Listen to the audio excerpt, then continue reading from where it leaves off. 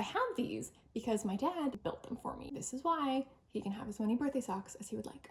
Hi, hello, welcome. My name is Allie, and this is my channel where I talk about what I'm knitting, how it's going, and what it's costing me. Oh my god, I just realized I sat down to film and I don't have a tea. I feel so like empty-handed. Do I go make a tea? I'm already like really cramming to film this week, so I think we're just gonna have to proceed without a tea, which sad. So to start us out today with what I'm wearing, this is me, I think, taking advantage of possibly the last day of this winter that I will get to wear the sweater because I'm filming this on March 1st, and I don't know, something about this sweater feels like it probably shouldn't really be out in the world after February, and I'm just gonna push it one last day because it hasn't been on the channel yet. And if I don't wear it now, I'm really quickly gonna run out of knitted garments that I can wear throughout the rest of the year because it's gonna get warm. And then the sweater will not end up on the channel until like November, I think, is when I start to feel like this is the style of sweater that I want to be wearing again. So we're giving it its moment, even if it's like possibly a day past when it should be here, or 2 days, considering that yesterday was a leap day, but we'll take it. So for the record, the sweater is the Magnolia Bloom by Camilla Vod. It has this really nice lace yoke.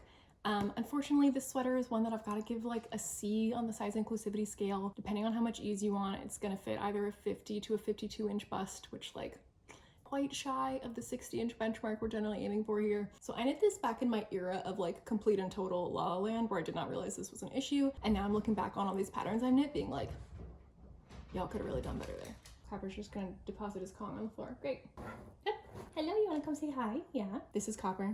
He's a great emotional support to the knitting process. He occasionally is really helpful by providing delays to the project by demanding belly rubs, and he is how I know that it's really hard to knit one-handed. But he is, I will say, good for reminding you to do your hand exercises, because what is giving him a belly rub if not a good hand exercise when you've been knitting for too long? Okay, so I knit this in the fall of 2022, and I knit this using a combination of a Sayer Silk Mohair and Sanus Garn Sunday, held triple, which if you've watched my Everything I've Ever Knit, you'll know that that was a mistake. I mean, not a mistake because the sweater is glorious. It is so comfy. It is so drapey. It is so warm. It is heaven.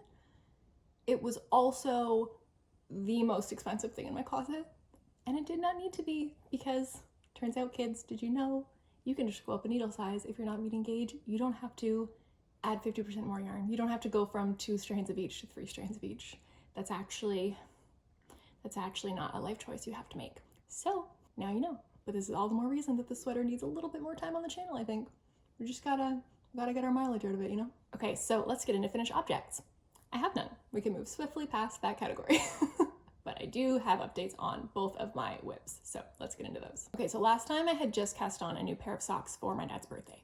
Dad, I told you had to stop watching, so if you saw that, this is your fault. And I'm really proud of myself because I actually remembered to do the like smart knitting podcaster thing where I like put on a stitch marker so that I would know where I was last time and I could actually show you the progress since the last time. So last time I was only up to here. And since then, you can see I've knit everything beyond that. So these are the beginnings of the Snuggly Socks by Izabela Grzybek.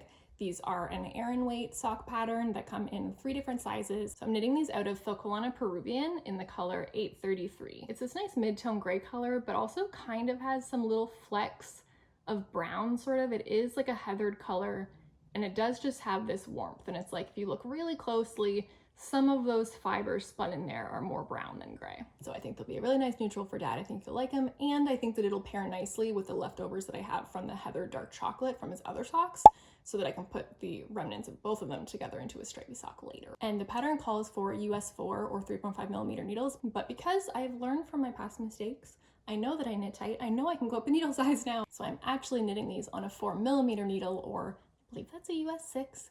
I can never keep track. I mostly think in terms of millimeters. I'm Canadian, we'll blame it on that. Though that's not a real thing. Like if you're not from Canada, let me just tell you that our measuring of things is all over the map, okay? If we're talking temperature, I only understand the temperature of the air if it's in Celsius, but I only understand the temperature of water if it's in Fahrenheit. And I understand my knitting needles in millimeters, but if you try to tell me your height in the metric system, I have absolutely no idea what that means. I need to know feet and inches, please. Same goes for weight. I need that in pounds, unless we're talking food, and then I need it in grams.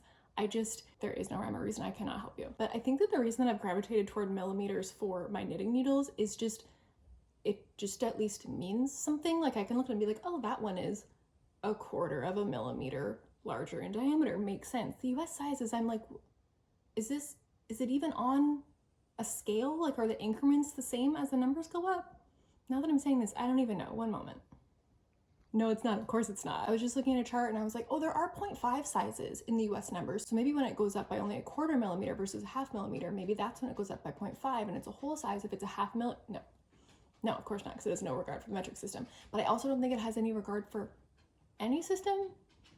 So I think it's just arbitrary. If it's not arbitrary, please explain it to me. Would love to know. So anyway, I'm knitting these on 4mm needles and I quite like how they're coming along. It's this cute kind of sort of ribbed, I don't know if this has a particular name, but I do know that it's a nice kind of different pattern, and it's also it's just like easy to knit. So it's just a 2-row repeat. So it's just very simple TV knitting, and it's all knits and purls. It's nothing special. I am knitting these 2 at a time, as you can see, on 1 needle. And I had someone comment on my last video talking about this, suggesting trying knitting them 2 at a time, but on 2 different sets of needles, which at first I was like, what does that do? I don't really understand. But then they were saying that you end up doing less fussing of like moving the magic loop around and like adjusting to do each side.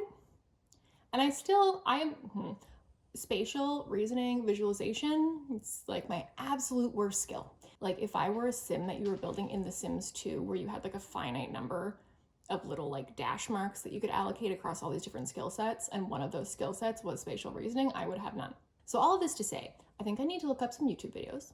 So if you have like a preferred tutorial, or not even tutorial so much as just demo, just like showing how it works and why, of the concept of knitting 2 at a time, but on 2 separate needles. And I don't mean the kind where like you just have 2 fully separate knitting projects that you just knit a few rows on this one and then put it down and knit a few on this one. That's not what I'm talking about. I'm talking about when you have them like together, but on 2 needles.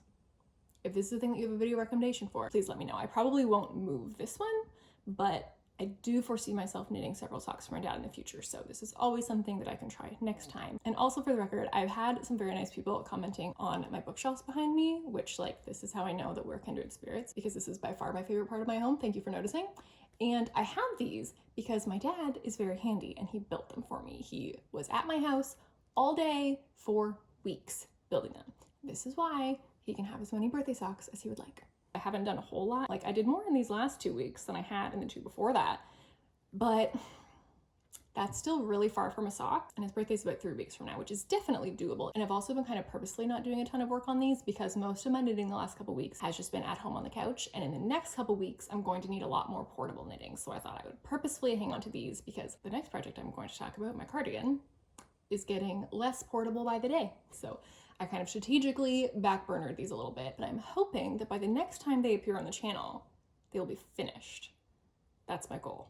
So wish me luck. I am planning to attempt the Fish Lips Kiss Heel on these, which I have I mentioned in my last video, and it's been really funny to see people's responses to this because they're pretty universal. Like there's a consensus. The consensus is that it's amazing, it's incredible, absolutely, you should do it, you should try it.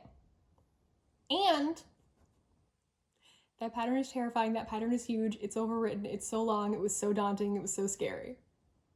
So the gist I'm getting is when I open that document and I feel this sense of overwhelming terror, power through. Do not listen to that feeling and it will be worth it. Or at least this is what everyone tells me. There were also a few people who were like, would really love to try it, haven't gotten over that fear yet. So I'm hoping I can be in the camp who gets through the fear and then can maybe via that experience encourage you to try it out. If you have not yet conquered that fear, maybe I can like demystify it a little bit. Or even I've seen people say that like the PDF itself is huge, but like the actual pattern is only a couple pages of it. So maybe I can even just help by being like, once you bought the pattern, skip straight to page whatever, line whatever. You know, like maybe we handle this like an English essay. We just like cite particular sections. So maybe that's what we need to do. We need to demystify the Fish Lips Kiss Heel because I'm told it's incredible. We'll see what Dad thinks when he wears it. I'll report back. The other thing I wanted to mention about these, so I am knitting these out of the Filcolana Peruvian, as mentioned, and I like this yarn. It has kind of a nice like rustic look to it without feeling super rustic. Like it doesn't feel like merino. It certainly doesn't feel like superwash, but it's also not like actively scratchy. But what's funny is that I'll be knitting with it and like it's fine, it's not bothering me, it's lovely. But then if I put it down and I start knitting my cardigan, I'm like, oh, this cardigan is the softest thing in the world. Like in isolation, they're not soft. It's not unpleasant to work with, it's fine. But by comparison to a combo of merino and mostly alpaca, a little bit of mohair, it's just, they're just like on different planets of softness. I can't lie.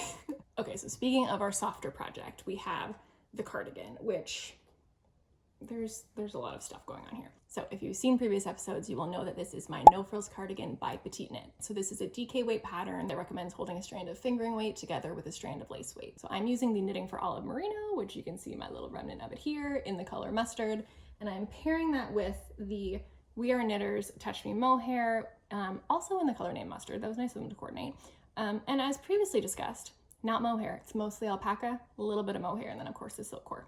And the combo of them together is very soft. I did block a swatch for this one, but I don't remember if the texture of the swatch really changed after washing. So possible that it will get softer yet, but like if it doesn't, I'm very happy with the softness levels of this cardigan.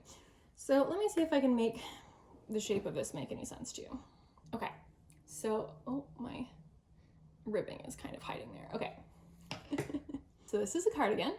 And last time I updated on this project, we had one finished sleeve and the other one was just up to the cuff and it was still on the needles. And ta-da, we have two cuffs, we have two finished sleeves. So that's exciting. And again, I was my most responsible knitting podcaster self, and I did put in a stitch marker. So this pattern, which by the way, I should mention, fits up to a 59-inch bust. So I'll give that like an A- on size inclusivity, like so close to that 60-inch benchmark that we're aiming for. But like, I'm not gonna pretend 60 is a magic number either. So I'm not gonna put this in the same category as a pattern that only goes up to a 49-inch bust, but I would love to see all these patterns hitting 60 and ideally even a little bit beyond, So this cardigan is knit top down as a raglan, which I've knit raglan sweaters before. I knit my Barnsley sweater, that was a raglan. And I also knit my ribbed mock neck. Is that what it's called? What was that called? But so those are both raglans, but they were knit in the round, which is just more intuitive to me for a raglan. So when I first was looking at this pattern, I was like, but how though? Because again, let's revisit my terrible spatial reasoning. I just couldn't quite comprehend that you could knit a raglan where you just turned around and went back the other way, kind of like in the middle.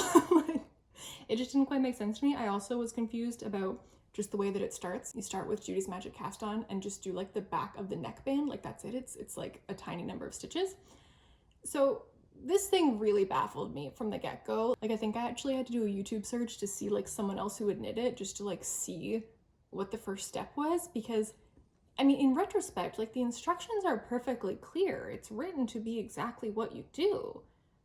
I just couldn't visualize how that would do anything that would eventually result in a sweater, but it does, so just listen to it. But so last time I had done the entire raglan portion and I had split for sleeves, and I had gotten from, here's the underarm here, I had gotten all the way to this yellow stitch marker, which yeah, kind of blends in. I see in retrospect that wasn't the best choice here for on camera, but that means that everything since that is new in the last couple weeks. So considering that this is a DK weight and considering that I'm knitting this flat, I'm pretty happy with the amount of progress on that in the last couple weeks. Like, what is that? Like 8 inches maybe? I don't know. We're gonna say it's 8 inches, but like, so if we say it's 8 inches, it's like almost a foot. I mean, we're being very generous now in our rounding, but by that logic, no, I mean, by that logic, this sweater's still gonna take me an eternity, but it is gonna get done eventually. And I feel like that's like an encouraging amount of progress. I will take it. I did wanna show, there are just a couple things that I'm like, why? Where is it? So there's a spot on this one sleeve where I don't even know what that is for sure. Like, I think it might be, is it a knot in the yarn that I just didn't notice until I was past it? Maybe. So I don't know, maybe I can fix that afterward by kind of just like weaving a strand in the back in a way that kind of pulls the knot onto the wrong side of the fabric so you don't see it. But it's just like right there on my sleeve. Like, Like here's the shoulder and it's just right there. It's just like right on your arm. So I'm hoping I can make that go away. I also had a couple of spots in the body of the sweater that I actually paused while I was knitting to take out my phone and record some footage because I was like, there's a possibility that this is going to go very wrong. And if I'm going to ruin this project, I would like to at least get content out of it. So the situation was that I had been knitting this out somewhere. Maybe I was visiting Grams of Poppy. If you saw my last video, you know Grams as the one who bequeathed upon me her giant collection of yarn from like the 80s. And I made a mistake. There was a stitch that was looking kind of funky. Maybe I had like split it or something, where normally I would have dropped down to get that stitch and use my crochet hook to fix it. But I didn't bring my crochet hook with me. And I didn't want to stop being able to knit it. So I was like, that's okay. I'll just keep knitting. It's not like I'm gonna get that many rows in while I'm here. And when I get home, I'll get my crochet hook and I'll just go down those extra few rows and I'll fix it from there. Which, you know, I think that was sound, except that I promptly forgot that I had done that and knit like many, many more inches of the body. So by the time I realized this, it was like a really big rescue operation, but I was looking at it and I was like, I don't know, like, am I going to be mad if I don't try to fix this and I end up not liking how this looked when I could have tried to fix it? And worst case scenario, if it went wrong, like, yes, I might have to reknit several inches, which sounds like a lot right now, but once I've knit this all the way to the floor, which is intended to be like an ankle length cardigan, I think I might have regrets if I don't try to fix this while I can. Like, again, it's still a big endeavor if I end up having to frog it, but am I gonna be mad if I don't? So I'm just gonna show you what happened. Okay, I think we're gonna attempt a risky maneuver here.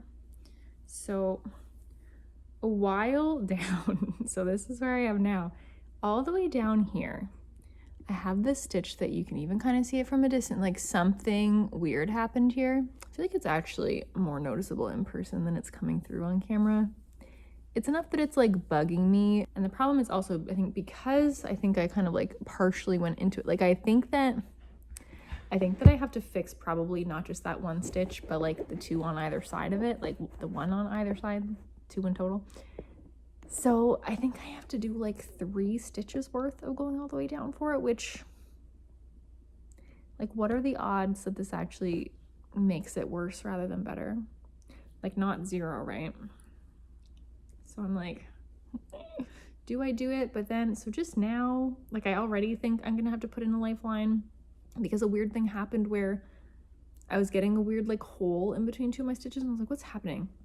And I thought it was just like a weird thing where I could drop it down and pull back up. But when I did that, I found that somehow I ended up with this loop at the back.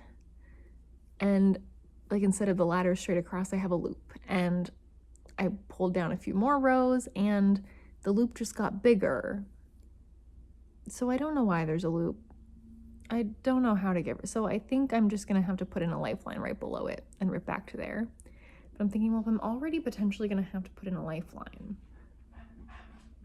like, maybe this is when I try to go back and fix the one that's all the way down here, because, like, my God, that's like half the cardigan. I don't want to have to go all the way back down there. It's like hours and hours.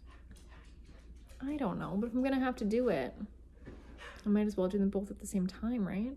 Is this a terrible idea? Would you do this? Or if I have to do them all, do I do them all at the same time? I guess first I should make sure that I can't fix it just by like pulling to even out some tension a little, right? That would be a smart thing to do before I try to solve it the hard way. Maybe it's fine. Is it fine? Is it fine? Is it fine? So in terms of positioning, it is on the back, which means I won't see it very much, but also I feel makes it kind of front and center for anybody else. Maybe I did it. Did I fix it? It's there.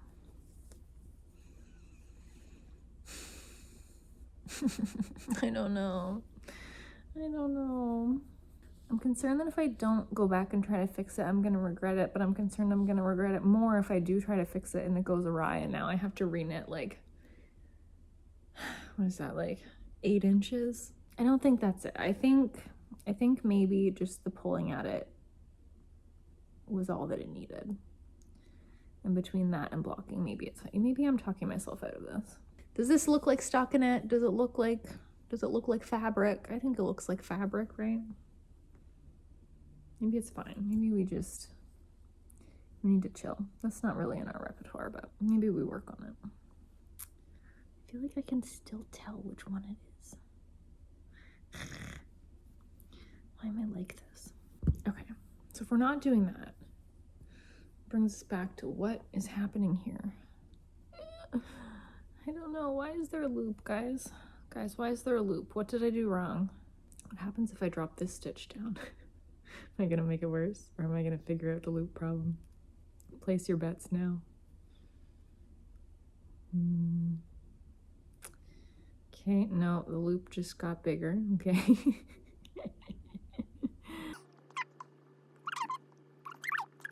Okay, we're gonna try treating the loop as if it's 2 ladders and redo these stitches with a crochet hook and see. Let's just see where we get. Let's just see what happens.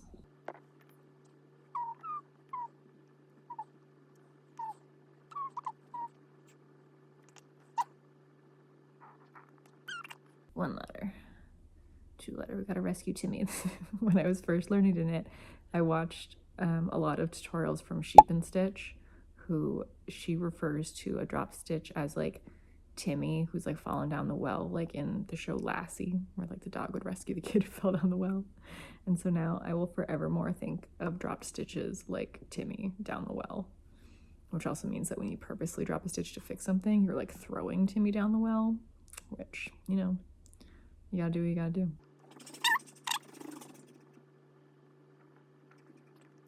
Okay, did that do it? Did we fix it? This is a hole that's resulted from the loop, the fact that for some reason it doesn't go all the way across. Now, the question is what we do about it. Where is this one? This one's on the front. It's on the front. Why is it on the front? Oh, oh no, we lost Timmy again. Didn't pick it up all the way. Split it. Okay. Come back, Timmy. Okay, we got him. So, what do I do about this hole? Copper, what do I do about the hole? I don't know how I managed this. Like, do I just try to fill that hole afterward, like when I weave in the ends? Yeah, maybe that's what I do. I don't know, I'm just afraid that it's gonna like be an awkward texture. And then like if I hate it, then I'm gonna have to rip back so much farther if I decide later that I need to fix it, you know?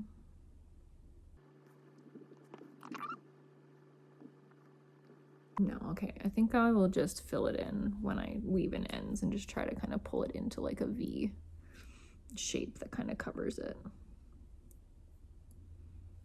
Hopefully that's fine. Hopefully I don't regret this. Famous last words, right? So as you can see, we ended up deciding against doing any major surgery, and I'm trying to look at this now to see if I can figure out where that was. If I can't even find it, I think that'll prove that I made the right decision.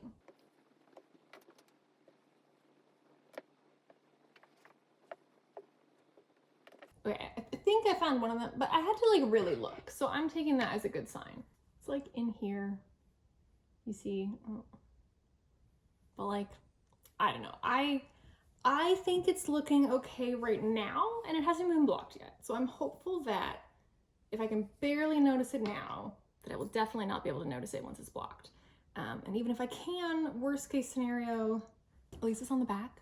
Like, I think I just concluded that it was too high risk to try to fix it, and that it wasn't a problem commensurate to the level of risk that would have been required to repair it. You know, we were doing like high level risk assessment over here, and this did not meet the criteria. So I think it's gonna be good. I also would just like to take a moment to complain. about the fact that I swear no matter how hard I try to very carefully pick up stitches when I'm doing sleeves, and I will very happily pick up more stitches at an armhole than I'm instructed to, and then just decrease them in the next round to make sure that I get the best possible coverage of the underarm hole. So tell me why there are still holes on either side of my armhole. Like, look, there's like a little stingray face down here. Like, look, there's eyes on that. There must be like a particular part of like the anatomy of the stitches that like go around the corners that I haven't realized that I should be picking up.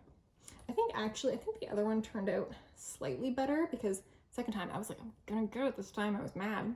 And there are less blatant holes in it, but it also just looks a little like strained. And I don't know, maybe this is a thing that there's not like a great solution for, because I swear even when I see like the pattern photos, like the like marketing imagery for a pattern, if you look closely in ones where you can see the underarm, there are holes there.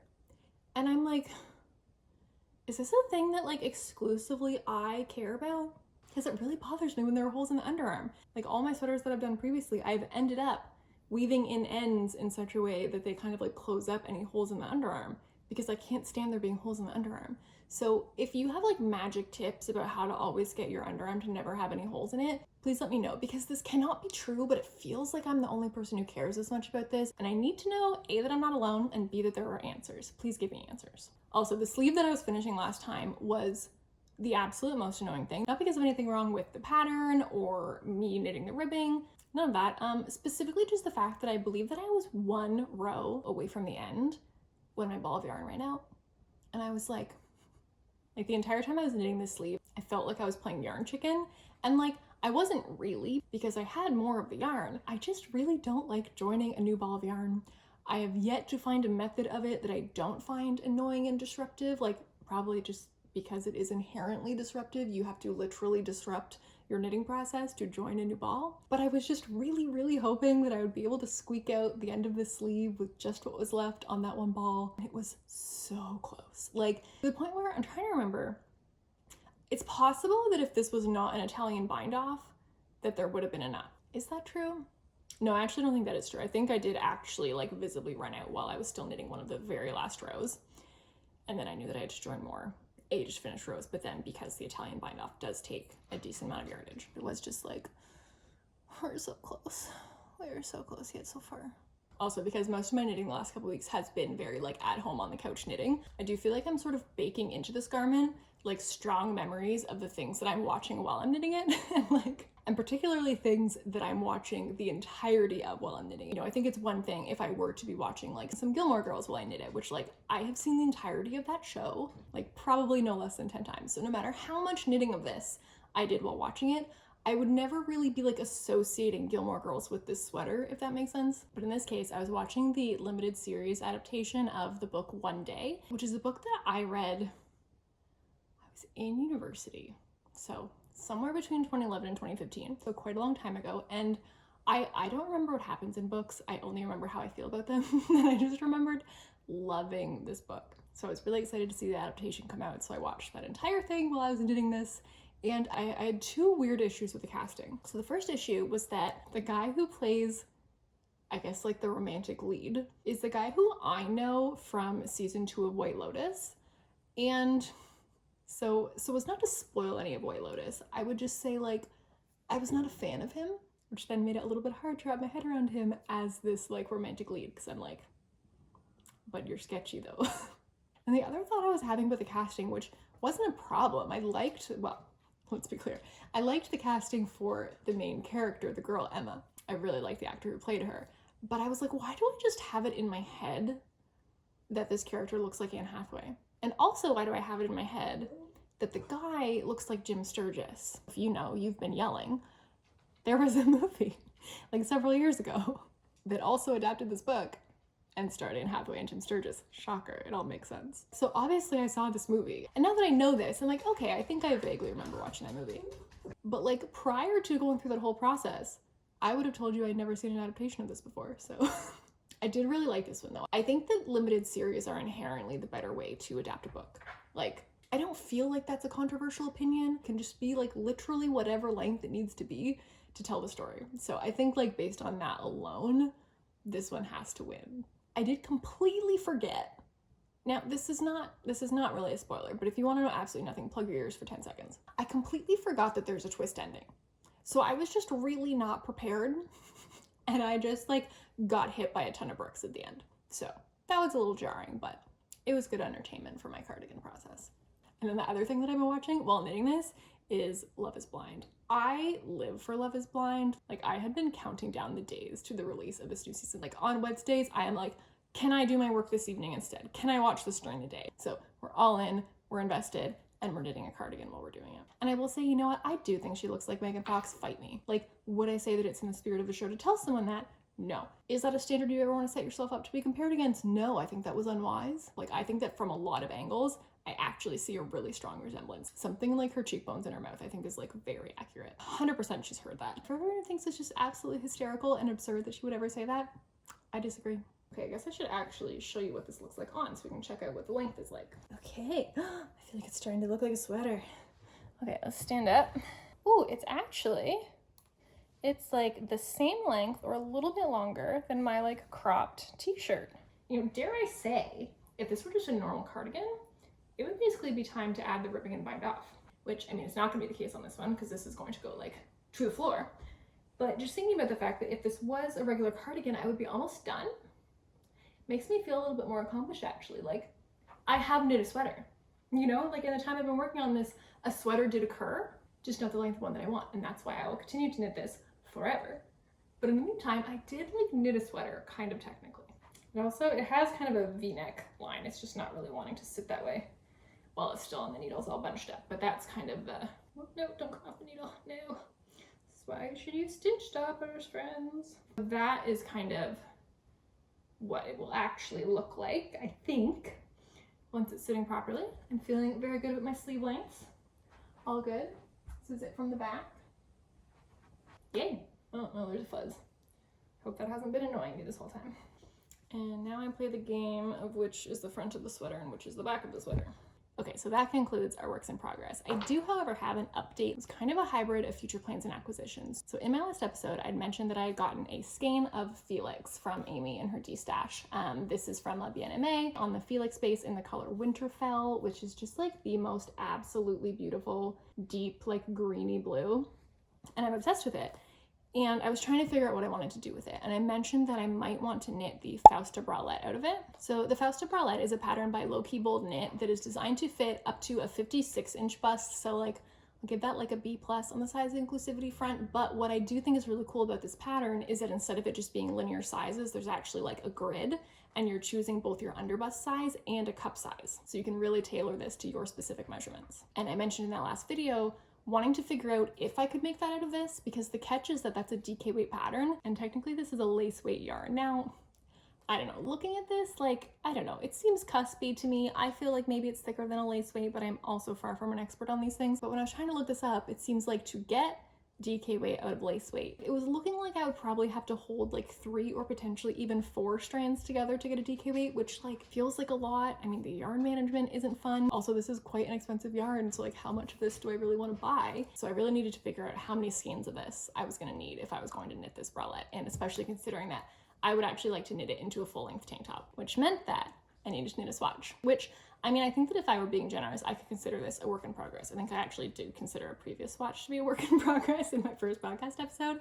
But you know what? I'm trying to keep things under control this time around because I already have 2 whips, which is more than I sometimes have. So we're considering this future plans, particularly because I'm not planning to cast on this actual project just yet. But I knit a swatch and I was like, okay, the internet is leading me to believe that I'm gonna need to hold at least 3 strands of this. But like, I don't know, it's feeling chunky to me. Like not literal chunky weight, but like as a lace, it's feeling chunky. I wonder, especially knowing that I'm a tight knitter, I wonder if I could get away with 2 strands. And I dare say we did. So this is a 2-strand swatch, and you can see a bit of light coming through there, but like as soon as there is skin behind it, that is solid. So this pattern is intended to be worn with about 40% negative ease, which is not insignificant.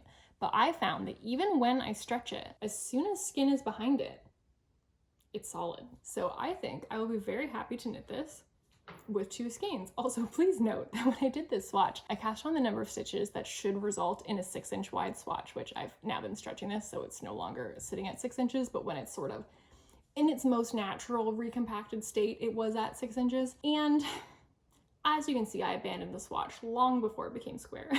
But I figured that especially at this fine of a gauge, I don't need a 6x6 swatch. Like, I prefer to knit a swatch larger than 4x4 so that I have a tidy 4x4 inches that I can like lay a ruler on and measure. But in this case, because the gauge is so small, I think I could have knit a 4x4 swatch and just measured like 3x3 and gotten a very accurate read. So I kind of realized that, I mean, after about this long, actually, truthfully, the height of the swatch was not decided by how big I thought it should be, how much yarn I had available, any of these things. It was actually dictated by the length of this week's episode of The Bachelor. Because if you're noticing a theme, I love nothing more than a terrible dating reality show. So I think I actually cast this on maybe half an hour before the episode started, and then I knit it throughout the 2 hours the show was on. So that's like 2.5 hours, and I was like, I'm not spending another 2.5 hours. That wouldn't even make it square. It would still be a rectangle if it was up to there. I was not doing that. So I think this has given me all the information that I need. And based on that, looking at the pattern, I think I will be knitting the size 2A, which means that according to the pattern, I should actually be okay with just 1 skein for the length of it that's intended. So I think I only need 2 skeins, and that should get me like a nice full length top, which means this is not actually the skein that Amy gave me. This one is, because I caked it to make the swatch, which can we also discuss? This skein is 710 yards or 650 meters. This took so long to wind up. Like, I have a ball winder. I just felt like I was cranking it forever. That is the better half of a kilometer. That is so far. So this one's wound up, and I have stuck the needles that I used into here because I wanted to not forget what they were.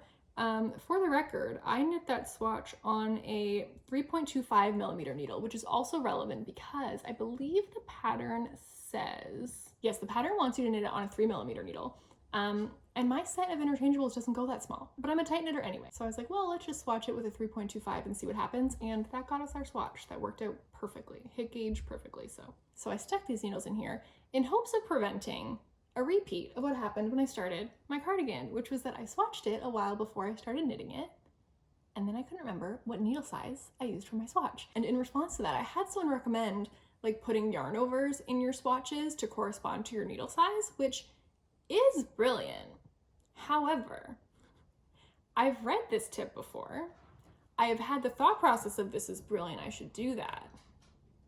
But when I actually go to knit a swatch, that thought is nowhere to be found. It's just like off vibing in a corner. Like, that thought is not at the front of my brain, and it does not make it into a swatch. So instead, we finish our swatch. In this case, we write it down on Ravelry because we were smarter in this case. And we also leave our needles in the ball just in case. So I knit the swatch Monday night. Tuesday morning, I was looking at the website for the Knitting Loft in Toronto, which is my closest yarn store that carries Bien Aimée. And I was debating if I wanted to go there in person to get it or to have it shipped, because I'm very close to Toronto and I do go into Toronto a lot, but just the specific part of Toronto that the Knitting Loft is in is just like a million miles away from anything I'm ever going to in Toronto. So it's always like a very dedicated trip. So I looked up directions from my house to the store to see how many kilometers it was. And then I plugged that into like a fuel efficiency calculator based on my model of car. And I calculated that the cost of my gas to get to the store and back was virtually identical to the shipping fee of the yarn. So I was like, I think I'm just allowed to be lazy. I think as much as it feels silly to spend $10 on shipping for 1 skein of yarn, it also feels silly to spend $10 on gas plus an hour and a half round trip. So I placed that order Tuesday morning at probably like 7:30 in the morning. It was very early. The next day at 10 a.m., it was in my mailbox. I was like, so from my perspective, what happened here is I placed this order. The entire staff of the Knitting Loft was just sitting at their computer waiting for me to place this order. Oh my God, thank goodness she finally placed this order. We've been waiting. We're here exclusively for this purpose. Let us package this immediately. Let us get off this. And you know what? We're gonna go to Canada Post right now. Are we gonna wait and see if we get other packages later today? No, we're gonna go now. And they went to Canada Post, and Canada Post was like, oh my God, thank goodness. We were waiting for this one specific order. Also, we were just here for this. We have no other stuff we have to sort first. This is not gonna sit in this facility for an entire business day to process before it even goes out for delivery. No, we're going now. Like, I was so baffled when I opened my mailbox. I saw I had a package and I was like, what did I order? Because it did not seem conceivable to me that it was going to be this yarn. And yet it was. So shout out to the Knitting Loft for the fastest yarn delivery imaginable. So as mentioned, there was a shipping fee that was $10.91 Canadian. The yarn itself was $47, and then there was tax of $7.53 on it. So the grand total was $65.44 Canadian, or about $48 US. If I had picked it up in store, it would have been about $10 less than that. However, I just would have paid for it at the gas station instead. Okay, so that is the last of my knitting updates for the last couple weeks. So if you've been here before, you know that at the end of my podcast episodes, I like to talk a little bit about non-knitting related, but like creative hobby things. So if that's not your cup of tea, because I 100% understand if you're just here for the knitting, that is so more than okay. Thank you so much for watching. Thank you for being here. If you would like to be here again, I hope that you would consider liking and subscribing, and I hope to see you next time. Okay, to my favorites who are left. Today I do have some books to talk about. So finished objects. Last time I was in the middle of reading Lights by Brenna Thumler, which is the third book in her graphic novel series Sheets. So it is beautiful, like it's just like a joy to look at. I did really enjoy reading this one. I would say that for me, Sheets was definitely the best book in the series. You know, the first one is what to me I think is like the essence and the core of the story. I could be wrong, but I get the impression that Sheets was initially conceived as like a one-off, and then I think the other two books have been created afterward to like expand the world, and I do really love the way that they've developed the characters and added new characters, but my heart is really with the first one. I think partly in that, as previously discussed, I am a character reader like through and through, and I feel like the first Sheets book, again, I don't remember any specifics about any books ever, but I just remember feeling like it was very kind of like introspective and character focused. Whereas I feel like this third one, while it is still a lot about kind of developing these characters, it does so in what feels to me like a more like plot forward way, which like that's not a bad thing, especially if you're a more plot forward reader, you may well like this one better than Sheets. The basic premise is that the main character, Marjorie, has befriended this little boy ghost, and she met him because in this world, ghosts use sheets to take on a physical form and move around in the world, a la classic Halloween party costume of the sheets. So her family runs a laundromat, and she realized that at night ghosts were like running amok in their laundromat using all the sheets. so that's kind of the basic premise of the series, and then of this book in particular is trying to figure out what happened to Wendell, who is the little boy who is this ghost, and trying to understand how he died, where he came from, who cared about him, all of these things. So it's not my favorite in the series, but it's still really good. It's so sweet. It's a really great like quick read palette cleanser if you need one. Okay, and then as for reading whips, my sister has like forcibly pulled me onto a bandwagon. Like I have not jumped on it. I have simply been plucked from innocently wandering alongside it to like thrown on top of it.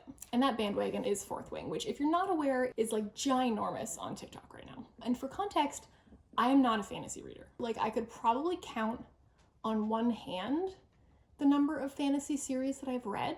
And I think that all of those were like coerced by people also. Like it was not until high school that I was pulled into Harry Potter and loved it for several years until J.K. Rowling revealed herself to be like the greatest transphobe activist of all time and really plummeted that series in my esteem because it's just so like tarnished now by association. But so there's Harry Potter, Chronicles of Narnia. I do love the Chronicles of Narnia. And you know, I was gonna say the Hunger Games, that's not even fantasy, that's just dystopia, which is dystopian kind of like fantasy light or like sci-fi fantasy adjacent? I don't know, it's like in that direction, you know? That required a lot of coercing, though I did like it. Like I think that for me to enjoy a fantasy, it really like has to be the one that crosses over into the mainstream. It has to be fantasy that's written for non-fantasy readers, because I have such a hard time with the world building and just mentally wrapping my head around the cast of characters. Like I'm convinced that the only reason that I actually made it through Harry Potter is because by the time I read it, I had seen the movies and I had seen them like multiple times over the course of years. So I really had faces drilled into my head to go with a lot of these character names. And, you know, I actually have much less of a clear memory of the later books in the series. And I think even as I was reading them, like, I don't think I fully understood what was going on. And I think that's because, you know, I was reading those books just in time to then watch the movie when it was about to come out. They were releasing the movies for the 7th book. So when I was reading them, I did not have those faces in my head. There were a lot of new characters who were introduced at the end of that series, and I definitely could not tell you one from another. I would conflate a lot of them very easily. So I find it really hard to keep track of a cast of fantasy characters. There tend to be a lot more of them. There also tends to be, like, this book has a map at the beginning. Like, we've discussed my spatial reasoning. If there needs to be a map, like, it's gonna be a tough time. But the thing is, my sister's also not a fantasy reader. And like, I would tell you that I'm probably more likely to read a fantasy before she is. And she was like, you have to read it. Like, you must read it. And I'm like, okay, well, if Kim is telling me that I have to read this book, I guess I need to read this book. Now, I was still kind of stubborn about it. This is a really big book. Like, it's just like giant, which I don't love a super long book to begin with. And just because it's giant, that means it's expensive to make. So it's like a $40 book. And I was like, I do not want to spend $40 on this book that, like, I'm not convinced is not going to go straight outside into the little free library when I don't like it. Then the other day, my sister was hounding me about it again. And I was like, okay, fine, I'll go look at it. And I saw that Indigo actually had it on sale. So I was like, okay, fine. If it's only a $25 book that I might hate and end up sticking in the little free library, at least that's better than a $40 one. So I decided to pick it up. And I'm currently, where am I? I'm 80 pages in. Now, Kim told me the first 100 pages are like good, but like not great, that it was really at like the 100-page mark where suddenly she like could not put it down and like was obsessed and was like reading furiously in like tiny little breaks between work things. So we're really close to that cusp right now. She asked me just a couple hours ago, and like I haven't picked it up since then, how far I was and what I would currently rate it out of 10. And I feel like currently I'm gonna give it like a 6.5. If I didn't have someone being like, this book is incredible, you just have to get to a certain point and it's really gonna start going, I would be putting it down about now. This is about the point where I would be like, I've given it enough of a chance. I'm not super into it. But having this in my head from Kim that I'm really close to where it gets really good, I'm like, okay, I can think about it more like I'm just on the part of the roller coaster that's really slow and boring because you're climbing to the top, right? Like if that was the whole ride, not a good time, wouldn't sign up for that. Why are we here? But knowing that it's building to something, okay, we can like be excited, we can stay invested. So that's kind of where I'm at with this right now. Like I'm not, like so far I'm just feeling like it's fine, it's not bad. I'm just kind of unclear why I'm here. That's kind of how I feel about it right now. So stay tuned to find out whether next time I talk about this, I'm obsessed with it, or I'm like, why did my sister drag me onto this bandwagon? What am I doing here? Please get me off. I will let you know. I would also like to know, if you've read this book, what your experience was with it. Like, what was your take by the end? Did you love it or not care for it? And if you did love it, at what point did you start loving it? Like, if by page 100 I'm still not feeling it because we're getting dangerously close to that point, should I keep reading it? Let me know what you think, please and thank you.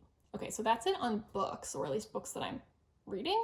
On the book that I'm writing, friend, the struggle continues of working on the submission package. I am just still working on trying to polish my first 5 pages into something that both does what it needs to do and doesn't sound terribly contrived. Like, I think it's at a point now where like I think maybe I've got it, but I've also now just been like tinkering with it too closely for too long. So I think I just need to like set it aside for a couple weeks and get some distance and not look at it. Because I feel like right now when I try to read it at this point, like I'm not reading it like a reader. I'm reading it with like the fuzzy eyes of someone who's seen this a million times and does not want to look at it anymore. So we need a little bit of distance. I'm also at the same place and having the same issue with my query letter. Like I've been continuing to revise that and continuing to feel very like glassy-eyed while trying to read it again. So we need a little space from both of those things. But maybe hopefully by the next time I'm talking about it, maybe we'll actually be like sending out a batch of queries.